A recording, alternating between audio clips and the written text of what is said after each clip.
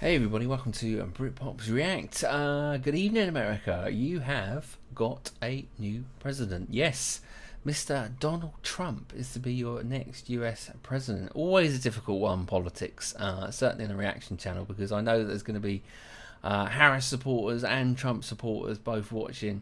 But whoever you voted for, you know, you went out there and you did the right thing. You put a vote in the box, which is better than standing back and not doing anything. At least you put your name forward. So if you voted Harris, unfortunate for you. But if you voted Trump, obviously you're well happy. So yeah, Donald Trump, interesting guy.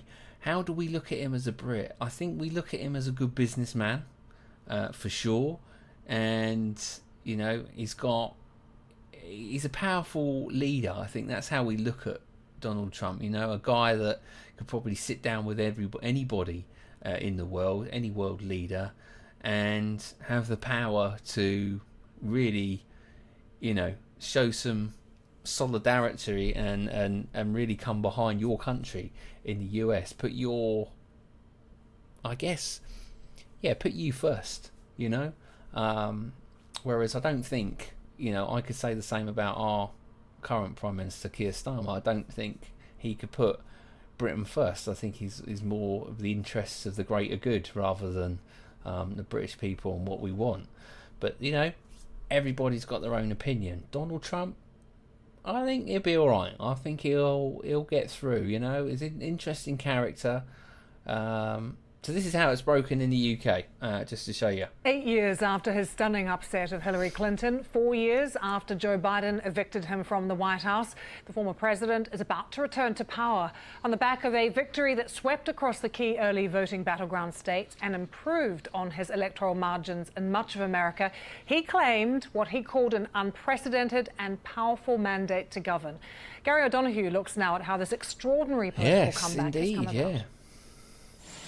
4 years ago, Donald Trump left the White House without even attending Joe Biden's inauguration, his attempt to overturn the election having failed. But now he's back, making history as only the second president to win 2 non-consecutive terms in office. I mean, that takes some doing, doesn't it?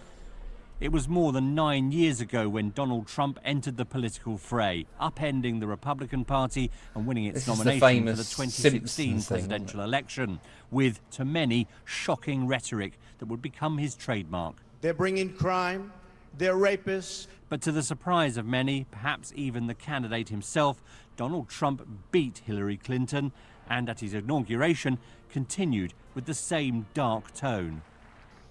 This American carnage stops right here and stops right now. At home and abroad, his presidency was a controversial one. He battled with the courts over a Muslim travel ban, over separating migrants from their children at the border, and was investigated by a special counsel over Russian influence, something he called a witch hunt and a hoax. He also became only the third president in history to be impeached over accusations of holding up military aid to Ukraine for his own political ends, though the Senate did not convict him. A booming economy was brought to a sudden standstill when the coronavirus pandemic hit in his final year in office. Yeah, vaccines were produced in record time, but still more than 1 million Americans died of COVID-19.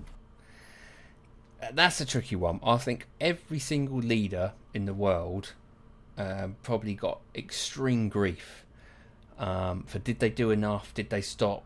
Was the contingency plans in place when COVID come along? I think the answer across the world is no. It just wasn't. We just weren't prepared for it. In any country was not prepared for it.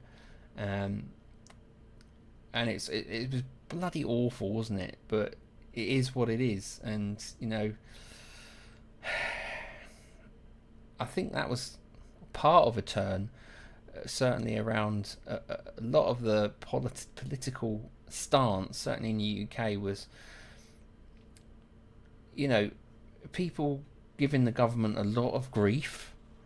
It was almost, obviously they had parties and stuff like this, and there were certain things that they shouldn't have done in the UK, but yeah, I do think they got extra flack, really. Yeah, economies were doing really well. I think, you know, out there, I mean, we all saw the slump in share prices, and just the economy just dying in every single country after COVID. So, yeah, it was tough times.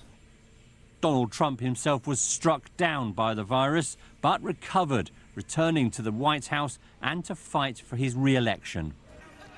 But he refused to accept defeat, erroneously claiming that the election had been stolen. And if you don't fight like hell, you're not going to have a country anymore. His supporters stormed the Capitol. The violence shocked America and the world. Yeah, after the January the 6th riots, he became the only US president to have been impeached twice. Out of office, he survived scandals that would have ended most political careers. He faced multiple court cases, both criminal and civil, and was convicted of covering up hush money payments to a porn star. Running again, he It's quite watching this back is it's a bit cringeworthy, isn't it? When you look at it back, when you think of your own life, the average person's own life, it's not quite that fruitful, is it? Quite colourful, you know. You don't find yourself in court all the time, or somebody saying something about you're being impeached, or it's very interesting. But you've got to give it to the guy. He's got some front. You know what I mean? I mean, to go through all that he's gone through. He's 78. And they were saying this morning, you know, he'll be 82 when he finishes. He doesn't need to do this. He didn't need to come back. He could have just gone and said, "No, I've got enough money. I'm happy. I'll go and play golf every day. I'll go and chill out." But the one thing he does wear on his is the American flag, you know, and I've got to give it to him from that point of view, that he wants to make, famously, the saying, make America great again. And, you know, I hope he does. I'm not saying, you know, I don't even think America is in that bad a position, but I think, you know, extremely passionate and patriotic, and I think that's a good thing. Steamrolled his Republican opponents the total initiative and mocked Joe Biden during their debate over the president's performance. President Trump? I really don't know what he said at the end of that sentence. I don't think he knows what he said either. Now,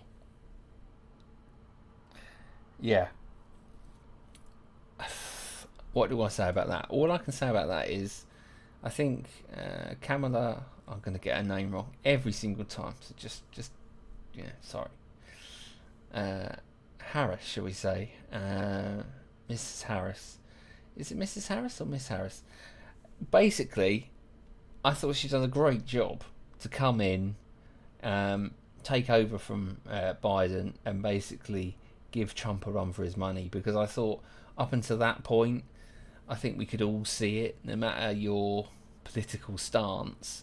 You know, Biden was just not up to physically being able to do the job,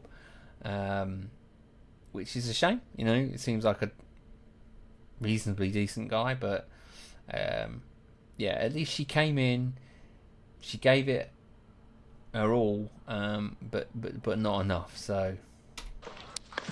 In July, Donald Trump came within inches of losing his life. Would-be assassin's bullet just grazed his ear, leading to a triumphant moment for the 45th president. Yeah, Days later, he formally accepted the Republican nomination to take on Joe Biden, though before the week was out, President Biden had stood aside in favor of his vice president. Immediately, the personal attacks began, directed at her intelligence and her race.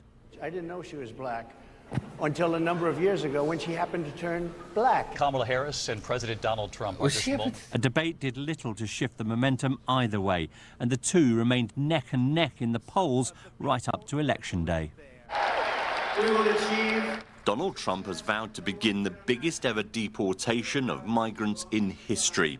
He's also promised to end the wars in Ukraine and the Middle East. He hasn't said how he will do either of these things. He's also said he'll take revenge on his political opponents. America and the world is in for some uncertain times. Gary O'Donoghue, BBC News, Washington. Well, Well, you know what's interesting, and this is media for you. You know, this is the BBC in Britain, which I stopped watching, actually. I was interested to see what that had to say. I watch a lot more of GB News now in the UK. But, you know, that was almost sort of saying, oh, look, all the bad things that he's done. US are in for a rough ride. This is that. Very, very anti Trump, that particular news point, when I've seen the news point from GB News, and obviously Nigel Farage is a big person on GB News, and he's obviously been out there at Trump's rally even yesterday when he called him out. Trump called him out of Pennsylvania. So interesting. We always sit on the fence. Really, I think when we look at a US, new president. So, I hope it works out. Be interesting to see what he gets up to, whether he, puts his money where his mouth is. Who's to know? But very interesting. I'm not expecting loads of comments. Obviously, two different sides to every story. Same in the UK. 2, 3, 4 even parties out there that you can vote for. So don't want to start any wars in the comments, but no matter what you think, congratulations, hope it goes well, and there you go, my reaction, Brits React. Alright, thank you for joining me. Hope you had a long day, or a nice day, and a long one over there in the US. We'll be back tomorrow for a reaction with both of us. Until then, it's goodbye from me. Bye.